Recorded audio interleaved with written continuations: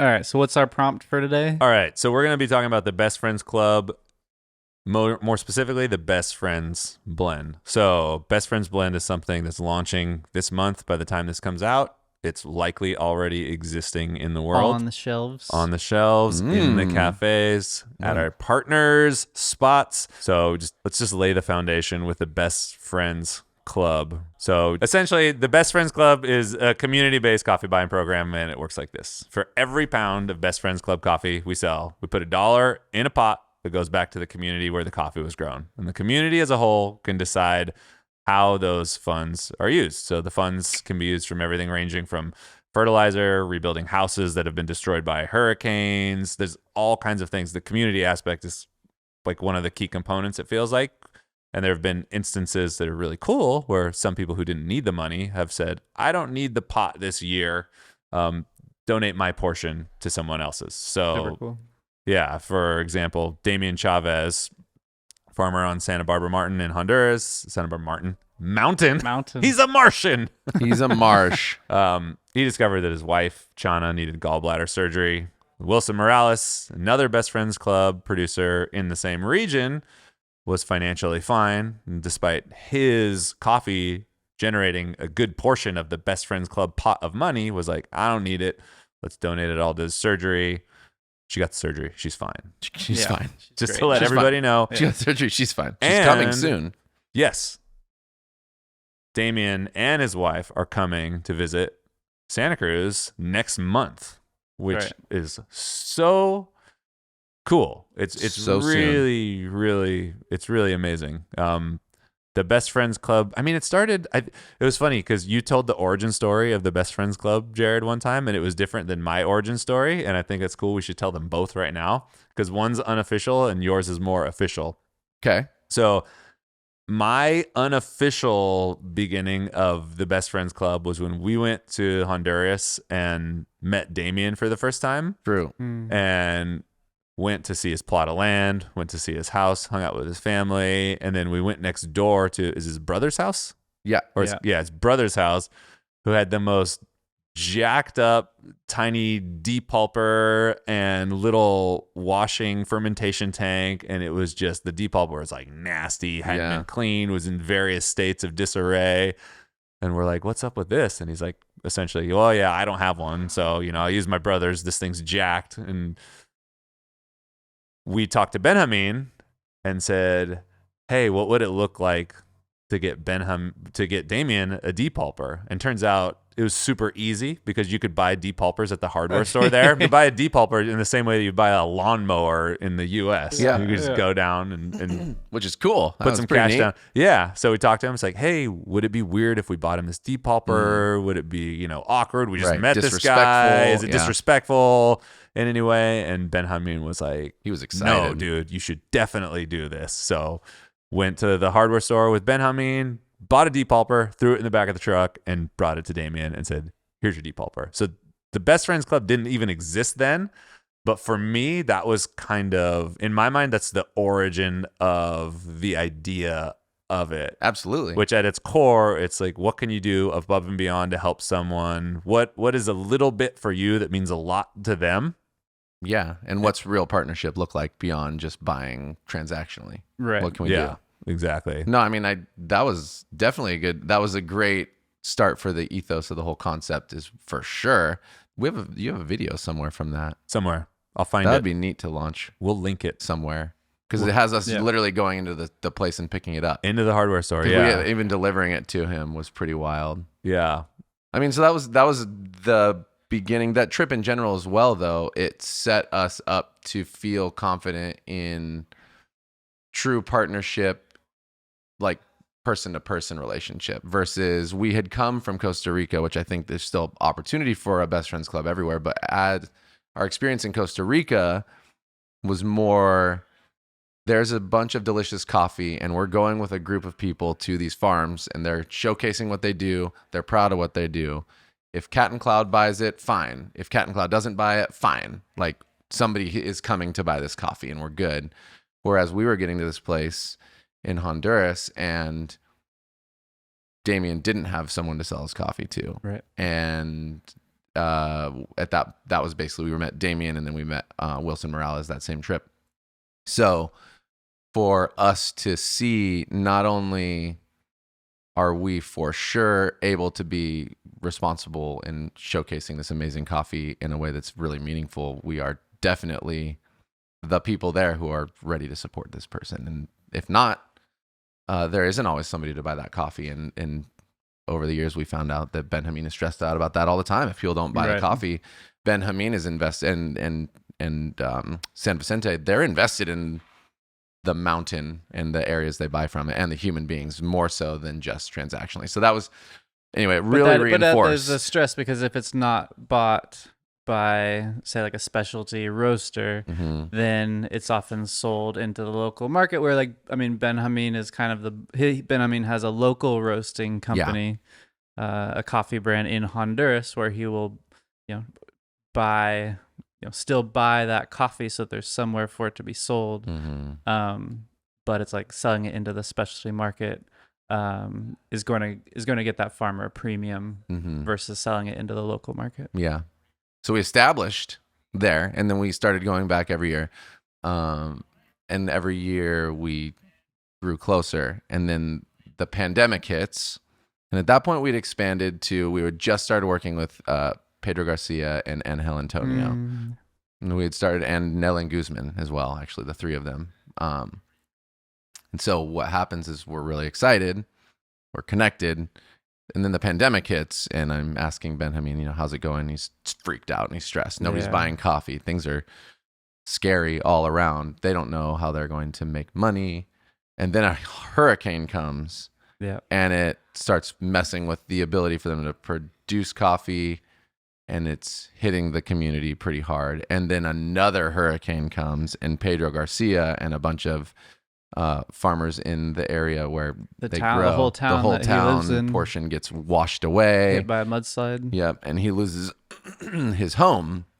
And so there was a few things happening at that time, and we were sitting in the pandemic, and we are all feeling disconnected. Our company has gone from 70-ish team members down to 20-ish. Yep.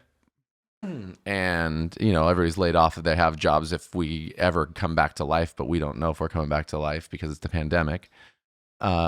We have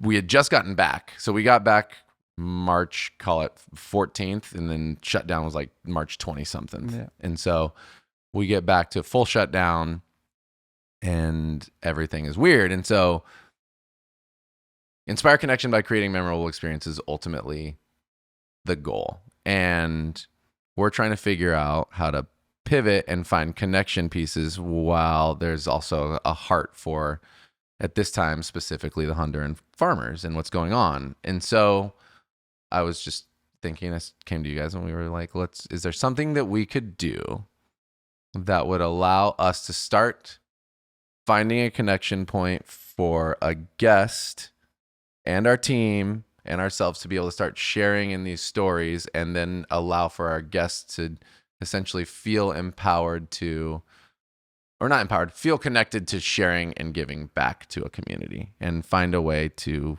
do that. And that was the initial concept. And so we started talking to each other and we're like, yeah, we could probably set aside $1 a pound.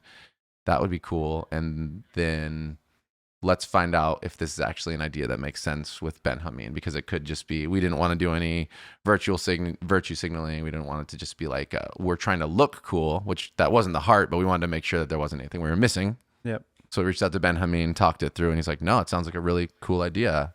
I'd be willing to help.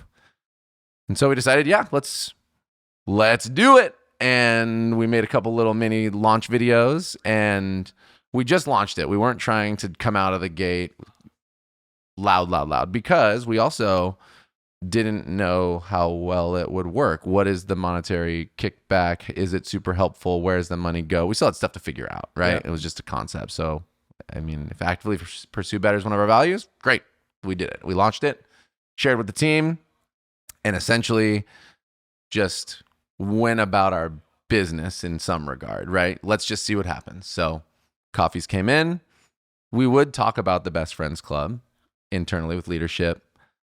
we naturally talked about Honduras a lot because most of our personal relationships there were stronger than other places. And we also had a good one in Antigua with, Luis Pedro and Melanie. But at that time, Melanie didn't have her farm quite up and running. So we were like, let's see what this can do. And we started selling coffee. Obviously, coffee from Honduras is banger. We go back every year. We share more. The farmers keep growing. And then, I think that was was it the first year that Chana, Damien's wife, had the gallbladder surgery when we had money? 2020? It would have been Or early 2021. I believe that was the first year. It might have been. It might have been. So I can check. Chuck has the ledger. yeah, it's all, you can go back in our notes. So anyways, yeah, the very next year though, man, it was really powerful. And the very next year was, we brought the cash, which, see, even that learning was funny. We brought the cash to give to them because we wanted to show them how impactful it would be. And I remember handing Pedro Garcia like $400 or $500 American, and it's very valuable to him, right? Like emotional. He's living with his father-in-law and their family, but at the same time, afterwards, Benjamin's like, yeah, we're gonna have to help him. I'm gonna have to take that money and go exchange it for him. Like a lot of these people up here don't actually have bank accounts, and they can't. Like even having that amount of money can be a little bit challenging for them because they don't know what to do with it. So we learned a lot in the process. This is not something bred out of perfection. It's bred out of a pursuit of betterment and wanting to serve. Quick exchange rate math: $400 is almost 10,000 Honduran Lempira. Yeah. Yeah, and that's where it's like over time, talking with Benjamin, game planning, what do needs look like for different members of the community, talking with him, talking with everyone, and seeing, how is the money best used to support the community overall, and each farmer's individual needs. So we'd sit with everybody and we'd have our long conversations, and in those conversations about what was going on in the year, day to day, we would gather all the information. There was no like deals made on the table of we're going to do this, that, and the other right on the bat. It was, we're listening and we're trying to resonate. Hey, what feels like it would be the most helpful, and let's explore, right? So even something that came to the table is Nellen was trying to send his son, and did, by the way, but send his son to college in, there was a couple options at the time, and we were. Was it Texas somewhere? He ended up going to Vancouver, BC, or Toronto. Yeah. Toronto, yeah, no way. And he's up in the cold, killing it, and shouts out. But that was one of the things. Is like, how much is it going to cost to get some of these things together? And it was too far out of budget, so that wasn't a place that we could end up putting money. But what we did do is we found that all the fertilizer that year had like doubled in price, and so we're like, let's cover the fertilizer altogether for this season. He's not going to have to buy any fertilizer. Let's, that'll be where the money goes for him. And all through conversations with Benjamin, absolutely, and what he like we all thinks resonated would be best for the community and for each individual. Right, because we're trying to strive to help. It's like if we can offset costs one place, then they can use it at the farm other places. Yeah, but we have we to don't make want sure to be right. sense. It's like I've spent a lot of time working in nonprofit. Spent time at TechnoServe, working in Ethiopia, Kenya, South Sudan, where you would get, for lack of a better term, you'd get like rich white people come in and be like, I know what's best for you, and here is this money, and it's fully horrible. Like there's fully horrible. I don't know. There's things just that aren't done very well when people show up and think that they know better than other people. Mm-hmm. And so it's like having been around situations like those, it's like really putting intention into how this program is structured and how we talk through needs and how we engage with the community, because there's fully a lot of international development and international aid that is very poorly intentioned, or programs that are very poorly executed around the world. So I think that's just something that I think about in my experience.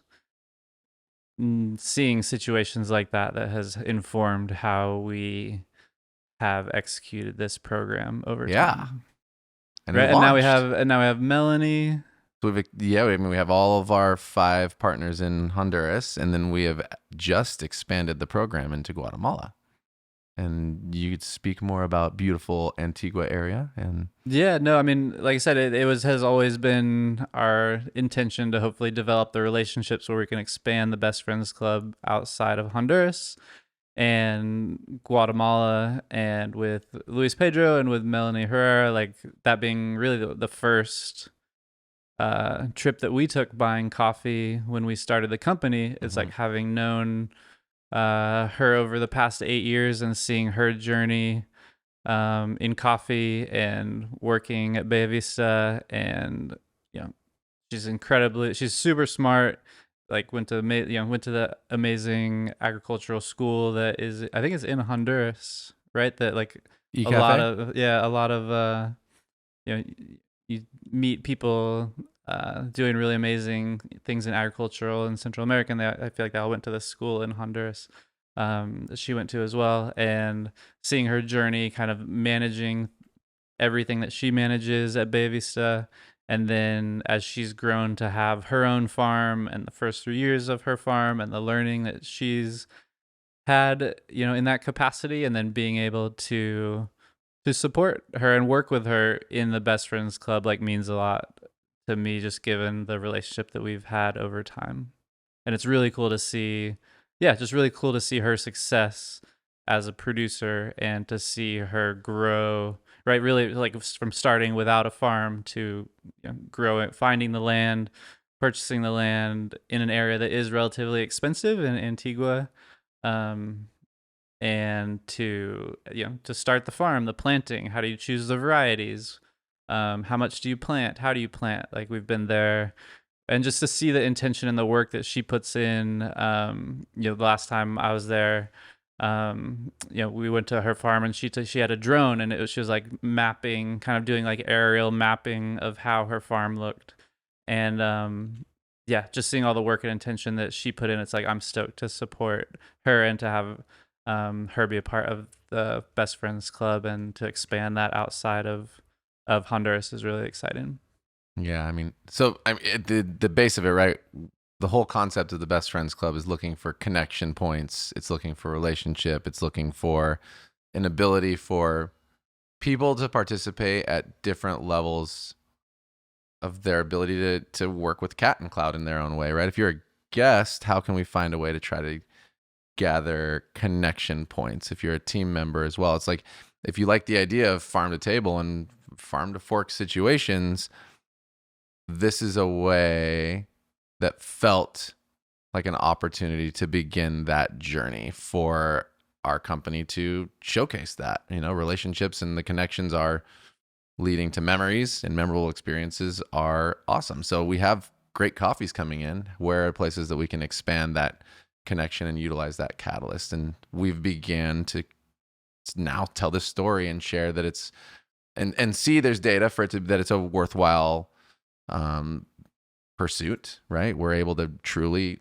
help affect change. And it's something that essentially just requires participation in something that you might be doing already, which is a lot of people buy coffee. And now we have multiple ways to supply amazing coffee that has deeper meaning and benefit. And all the coffee we buy is fantastic and great. And we would like to have Best Friends Club coffees across every menu. You can't have Best Friends Club coffee, though, without true relationship and time. So it's not just something you just get to, like we said at the beginning, you don't just high five and throw it to the wind. But we now have 6 partners, 2 different countries. And we've taken responsibility as well to begin connecting, not only our team, but our guests, and tell the stories and try to showcase what these areas people are about. We also have taken the responsibility at times when there's production of crop that's beyond our ability to take in the inventory, right? There's years, crops go up and down. So if news flash or not to you, coffee, approximately every tree approximately produces about a pound of coffee per year. which is a very little amount. So if you think about a bag of coffee, it's about a tree's worth of coffee every year. However, the crops, they'll kind of produce more or less sometimes. So sometimes trees produce less. Sometimes they produce a little bit more. Sometimes all the trees are producing really, really well, and some of them are not. There have been years when Wilson Morales specifically has had a huge year out of nowhere. There's bumper crop years where, one year we're less. In fact, this last season, we had less coffee in general coming, which can sometimes mean that there's a bunch coming the next year. In this case, it was actually the year before that. We had like surprise, there's a double the amount of production. And that felt heavy to us. And if you really want to be best friends, in my opinion, this is what we do, is we try to find like-minded buyers who'd be willing to purchase that coffee. We could have just let it be and say, hey, we couldn't buy all your coffee this season. It probably would have been fine. Ben Hameen would have ended up doing some work and finding most likely a place, because the coffee was of great quality. Somebody probably would have bought it, but it felt more honest to ask people that we knew who roasted coffee as well, hey, would you be interested in buying some amazing coffee that we have essentially first dibs on? And so we worked with Ben Hameen and got samples sent to some places and ended up securing buyers for all of those places. And that was the beginning of the idea of trying to maybe expand the program even, right? Chris, you brought it to the table, maybe this program could, just live on its own. And ultimately, that's what great ideas are. They could just live on their own. And so we have had then a season where we could purchase everything, and then another season where it's like, hey, we're going to be slightly, beyond our scope. What can we do? And at SCA this year, after some deeper conversations here, I put it out there. I was like, does anybody want to do the Best Friends Club as well and start, utilizing the buying practices and doing it out of your own cafes and starting to see if this thing can live and breathe beyond our walls in an honest way. And we have some friends now who are jumping on and who are interested in hoping to continue to expand and do their own connection pieces in Honduras and have their own personal farmer relationships by way of starting with some of our relationships, like Nell and Guzman so far has been the main, and Nell and Guzman a little bit, and Wilson Morales have been the two. The largest, they have the highest production. We've got two, so Fika Coffee and Bevel Coffee, and I might be miss 11th Hour here in town, and Vertigo have all purchased these. Are they purchasing coffee, or are they best friends clubbing the coffee? So Fika and Bevel are best friends clubbing. 1,000,000%. They got essentially like the breakdown little ledger that we wrote of like, here's the requirements. And then, here's the part of it that lives beyond our walls that we're not in charge of is, I told them, I'm like, if you're going to rep this, you need to set aside the money and send it back, which they're going to do, but there's no way for me to essentially get into their books and, prove it yet. One day, maybe there can be. Well, right. That's where you would have to turn the Best Friends Club into something like a proper organization with some sort of oversight and third party, what do you call it? Whatever. Like verification. Yeah, absolutely. Right. But it's like, I would argue even it's just a huge thing connecting producers with buyers. It's like it can't go overstated how difficult that is for a vast majority of small producer farmers around the world, and also like just how what an issue that is for producers, and also like what a big deal that is for the producers to be connected with buyers. It's like, again, it's like I'll go back to when I was working with TechnoServe in Africa. It's like we were the exporter, right? We were working day in, day out to connect the producers with buyers. And that work is really hard, and it makes a huge difference to the producers if you're getting those connections or not. Like, I'll shout out Dulce as well, who's doing more and more of the buying for us and the relationship developing, and is really involved in the trips and the traveling and all the pieces of being a green coffee buyer. She's also been helping in reaching out to people to make connections to buying, like what you're talking about. Like, she's handling a lot of that work with Fika and with those other partners. And she's been a main communicator on a lot of it for us, and connecting in that, right? She took all the initial connections and has taken and essentially organized the whole connection pieces. And just to emphasize one of the things that she's doing and just how important that is, it's like Cat and Cloud, we're participating in a research study that's being run by the University of Emory in Atlanta. And the research study is around the difficulties and how producing farmers connect with the roasting purchasers. And Dulce is acting within the study as a mentor.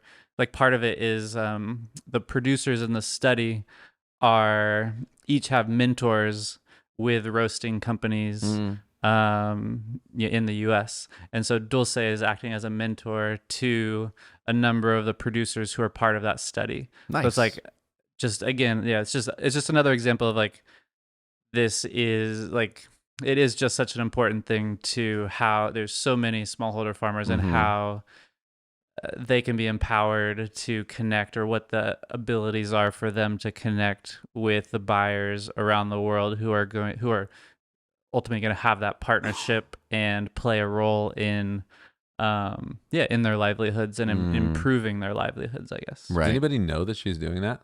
That was the first I've heard of it. So I talked to Weiser about talking to her about it, but it was just an opportunity where they reached out to us, and I talked to Dulce about it, and we thought it would be like a really good project to be a part of in the capacity that we could support. I mean, it sounds awesome. I'm just like, I feel like the whole staff should know about it kind of thing. That's great. It was just more something that we've been doing, and I did mention it. So I was talking to that Weiser should connect with Dulce to hear more about it. Is her I how long could ago have was told that? you guys. No, it's fine. I just like maybe who's she mentoring? I think it's a number of different producers. So I have kind of she was the one signed up as, say, like the Cat and Cloud representative in the study. So she's been having doing the calls with the research participants and with the research organizer at Emory. Nobody we're already connected with yet. No. Okay. Well, and that's part of it as well, is like it's not necessarily about connecting the people in the roasters in the study with those producers. Sure. Yeah. It's more about like mentoring the producers in terms of how they may like market themselves. What are the opportunities for them to, how do they look at connecting? Like, what are the paths they should go from like, hey, I'm a coffee producer, I don't necessarily know how to connect with a buyer in the US, Europe, Asia, and kind of getting part of the study is like the mentoring that happens, and then how does that affect like how they move forward after that? Rad. That's interesting. So yeah, she's been doing it for maybe like cool. the past 3 months. That's awesome. So I should have told you guys. We can just have her come in and talk about it here. Yeah, and as there. I was talking about it, I just saw your face. Well, I just think it's really inspiring to know that one of your coworkers is doing something like that. It's really you know what cool. I mean? It's just pretty cool. Right up her alley too, Yeah. in terms of like her passions. It seems like Definitely. It probably is one of those things that feeds her too in a really great way, and that's that's what we to the talked about bone. before taking it on, because it is a commitment and it is multiple times a month, and so just talking about like, does she have she has the passion and desire to do it, and I was like, okay, that'd be awesome. Yeah, and I mean, this is so. I mean, that's speaking of Dulce's passion around this idea and her connection too. Same thing with Fika and Bevel, Kevin at Bevel, and his wife, also Dulce, or maybe girlfriend, but partner, whatever. They are Honduran, and so they were extremely drawn to this as well.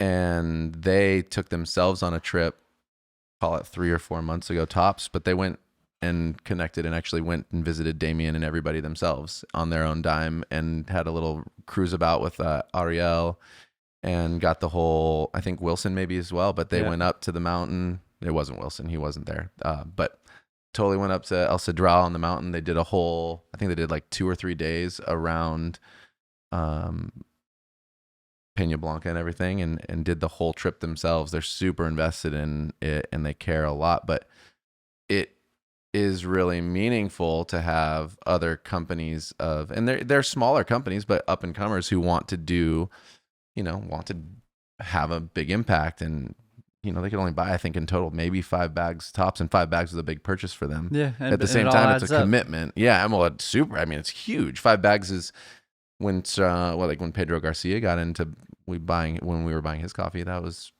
more than he produced. So, right, it's a big deal to have people like that, but more so, right? They're invested in a way where they are connected to the people as well and the product. And that was one of the goals, is that the people who would come into this project would at some point come with us to connect, see what's going on themselves, and then Ben Hameen would then find them, an opportunity to start their own relationship and to begin the same process in the same way that we did. And that to me is really personally inspiring as well, because you just see how that, I feel that impact happened for our company. Those are the things that we wanted. Those are the things that we want to continuously do when we say inspire connection by creating memorable experiences. It's like, that's because we actually enjoy doing it, and that's why it's so natural a thing for us to do, because that's really just, I feel like, what lights us up. And people ask, like, oh, like, how do you inspire connection by creating memorable experiences? And you can tell stories like this and a number of other ones, but it's like, that's what's so cool, is that these are just like concrete examples of doing it. Yep. I'd love to see us tell more of the stories and to get more people connected and inspired, because the coffee kind of speaks for itself when they drink it. They end up liking amazing. It. It's, that part's great. And so now we're kind of sitting here at the forefront of a bit of an official launch, right? A little bit more of like an evolution to the launch, where we told the story before, people knew about it from this podcast here and there. Now we're kind of actively trying to showcase it and come up with ways to sell more coffee, right? Because we can also talk about the economics of this. But really the intention of how did it become a product from moving, kind of replacing the truth. Right. Well, that's where we're about to be. Yeah. Let's get into that right now, because you already kind of hinted at some of the issues of something like the Best Friends Club, which is, one is just time and resources. Like it wouldn't be feasible for us to have our entire menu be Best Friends Club coffees, right? For many different reasons. And then there's I think it'd be really interesting for people to hear about how coffee menus work for pretty much all companies like ours, because everybody has kind of a similar menu breakdown of what occupies podcast on that. the lion's share. So maybe I'll throw it out there. You could tell me where I'm right and where I'm wrong. Yeah. So essentially you've got this 80-20 or 70-30 split with everything, where for us and every other company that's in our zone that I've ever worked at, talked to, like down to the percentage point, to where you've got the lion's share of things revolve around flagship blends. So those, for us, that's, the Answer, the Truth, Night Shift, which is our dark roast, and Decaf. You've got these year-round blends that those are the highest selling items on the whole menu. Always. And then you've got the remaining 20 or 30% that are the rotating single origins, the coffees like the ones that we're talking about right now. The Best Friends Club is an even smaller portion of that already small 20%. Yep. And some of that is based around seasonality. Some of it's based around variety, not in terms of the variety of the coffee, but like a variety of the menu in terms of different flavors that we want to offer. We don't want like all washed coffees from the same region all the time. You want to have, oh, cool, like here's a naturally processed Ethiopian. That's pretty fun. Washed coffee from Colombia, some like stuff from Kenya. Like you want to be able to have a little bit of variety, just like you wouldn't want to drink the same beer every day for the rest of your life or eat the exact same meal.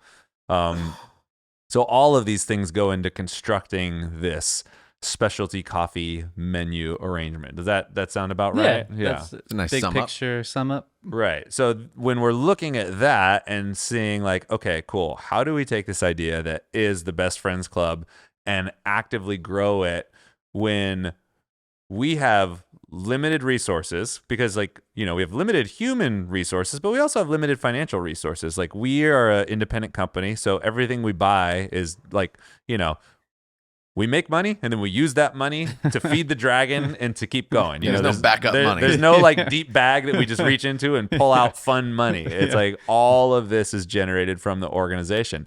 And then you told another story a while ago, which I also thought was interesting, which is great and speaks to the program really well. That is, as certain Best Friends Club members have continued to improve their farming processes, their coffee gets better and better and better. So naturally, it commands a higher and higher price. And some of the most expensive coffees on our menu are Best Friends Club coffees, which is great.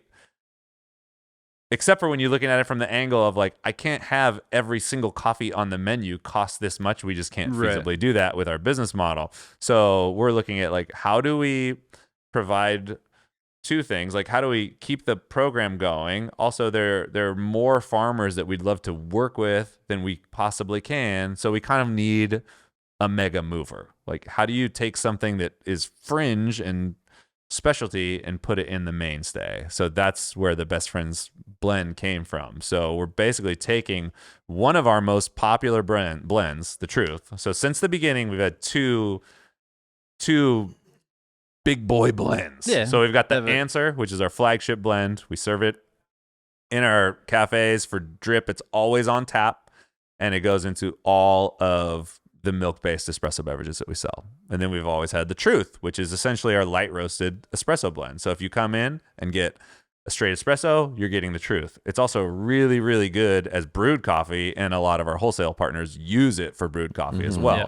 It's just a different kind of flavor than the Answer. So it's one of our most popular blends, and we're trying to brainstorm and figure out, okay, what if there's a way to make sure that the Truth, which is like a seasonal rotating, it's like it's comprised of different single origin coffees that we pick that we think are really awesome expressions of this certain style of coffee.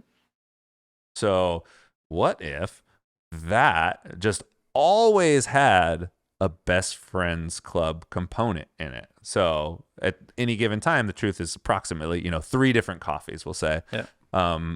So we had this brainstorm, and then you and Dulce in the green department are doing some forecasting and figuring it out. And it looks like, because we've got to deal with things on the coffee side. We have to we have to engage on our guest and partner side, because we have this thing that people count on us for, and we need to still fill that slot in the menu. And then we need to do our financial due diligence as well. It's like, there's no point in us making promises that we can't keep, because then everything just explodes and the whole thing goes away. Right. So we need to approach it from some sort of sustainability point. So all those things. And it turns out, yes, it is feasible to have a blend like the Truth and have it always have a Best Friends Club coffee be one of the components in it. So just last month, we're having these conversations and made the decision to transition one of our best-selling blends, the Truth, into the Best Friends blend, and to be able to donate a portion of the sales of the Best Friends blend back to the Best Friends Club pot. I forget the number. What is the monetary number? It's $1 per pound. $1 per pound, and in the context 50 cents a pound to if you're buying wholesale, because we give the wholesale discount. But is it $1 per pound of the Best Friends blend, or is it $1 per pound Under of the portion of that Best Friends That's blend? Best Friends Club coffee, because we can Right. track pound for of pound. the coffee. Right. Just wanted to be super clear on that. So Yeah, if the one of the Best Friends Club components in the Best Friends blend makes up 30% or 40% of the blend, we'll donate 40% of that $1 sold to. The other commitment is it's minimum 25% of the blend. Yeah. Minimum 25%. Yeah, so it can be at least 25%, aka 1/4 for people of the Right. blend at least, if not more. But we'll have the ability to track all that as well. Yeah, I think it's such a cool win, because you kind of get the best of both worlds, where you build it into this coffee that we know we already sell at a substantial volume. And then also for our wholesale partners, it's really cool too, because fundamentally, like functionally, it'll do the exact same thing on the menu. Yeah, it could literally have the name The Truth, and you would not know the difference. You could still use it for awesome single origin espresso if you wanted a brewed coffee that's a little bit lighter and juicier than the Answer, brighter. It fits all the bills. Complex, so that no one's going to have any problem selling it. And then you add on this really cool layer of story. It's like this guest engagement point to where, if you're talking about the truth before, I think it's cool because it's essentially what we think is the best version of those particular coffees. Like, what are you dreaming of? Okay, this is it. So it's like, it's Cat and Cloud's coffee. They think it's really nice. Right. It's delicious in all these ways.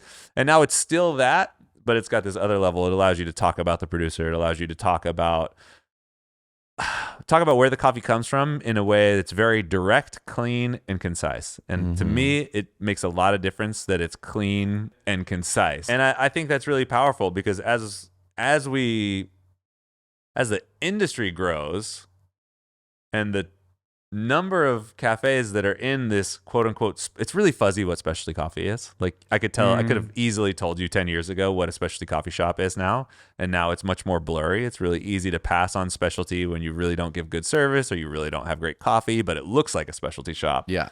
So, and I think at some point guests are going to start to discover that. And part of the experience of going someplace that says their craft is actually seeing the craft represented there. And the craft gets represented in multiple ways. It gets represented from the baristas making something that's actually delicious. And there's a story behind every product that you sell. Yeah. And like to be able to make that story easier to tell and have it connect with something real is fucking awesome. Yeah. The participation to me in being a part of something is extra special and valuable. And just one of the things that resonates with me personally about the project.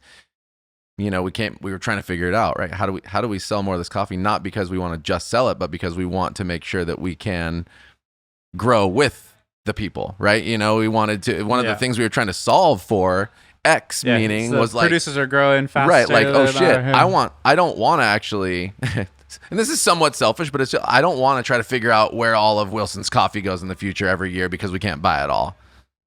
I want to just be able to buy it all, or and again, if the people who are jumped on get more of his coffee forever, that's a win too. Don't get me wrong, but the real goal is how do we support everybody and continue these connection pieces. So coming up with that blend felt so powerful because we knew there was avenue for it. Right, it was our commitment to finding a buying process and selling process that fit our menu, and then the other part, to your point, Chris, is now.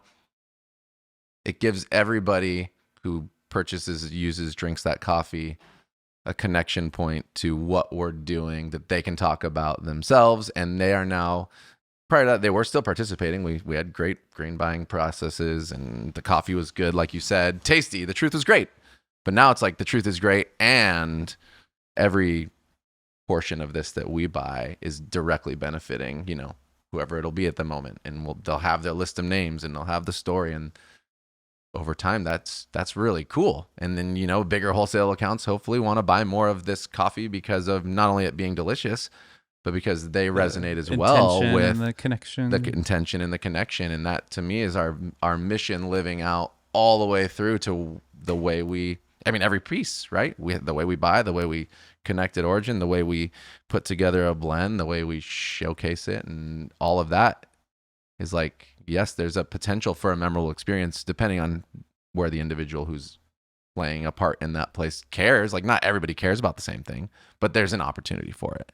Yeah. And that to me is like, when stuff like that happens, it just feels like green light resonation, warmth in the tummy. Yeah. We're doing what we set out to do when we came up with this company in general. And that stuff feels so good. And so, if you are a larger company than ours and you wanted to partner with us and have an impact, like you literally could do what you were going to do anyway, which is buy coffee, but you could buy this coffee, and that coffee now has a really big impact. And that's awesome to me. Like we're a mid-sized company, and all of our cafes, the other thing we did commit to as well, right, with this is making sure that we're serving the product consistently, which we haven't talked about as specifically, even though you kind of did. It was like insinuated. When it replaces the truth, now we're serving Best Friends Club coffee in some regard all the time. It's year round. And it's in our cafes. We're sharing it. We're showcasing it. Whether it's on single origin as well or not, it's still going out. And that is another thing that I felt like was such a win, and like kudos to all of our team and for coming up with that solution. Because prior to that, it was, right? It'd come on, it'd come off. It'd come on, it'd come off. Yeah. It's expensive. And, we'd experimented with other ways. No, Chuck? I'll let you. No, go I'll ahead. toot your horn. But also, like, the strategy is, how do you come up with that's the truth. If they're the most expensive coffees as single origin, they're the most expensive coffees to buy for human beings, and not everybody can buy the most expensive coffee every time. They don't necessarily want to. That's fine. We found a way to offset those costs and make a balanced blend that allows for a more approachable way to also play in the Best Friends Club. I think that's genius and valuable as well. Like, you still have to play in the market of economics and balance, and it's something that other companies could learn to do too. You don't, there's no one only way of doing something. Yeah. And we found our way to commit and found different avenues to play towards the win. Yeah, we've had other ideas and other attempts at this, and sometimes things work and sometimes things don't. But it's like through pursuing better and thinking about things creatively, think outside the box, think with intention, think with your vision. It's like, it's really cool that this all came together in the way that it has. Makes me feel good, dude. That's right. I got a little smile. And it tastes banger. Yeah. We got recipes for you. It's really good. Just look it up. Come taste it. When this comes out, you can come to the shops and be like, okay. Should be, by the time this comes out, it should be on the website. You could order it. It should be stores. Should be in the stores. Should be living everywhere. You can come in, grab a bag, feel good about it. And if let's go get it right now. I will go get it right now. Hey everyone, that's the podcast for the week. Thanks so much for listening. If you heard something that inspired you, let us know, or tell a friend. These are the types of connections that are the most important to us and that we seek to create every day. If there's something you heard and you want to know more about, send us an email to podcast@catandcloud.com or head to our website, catandcloud.com/podcast, and let us know.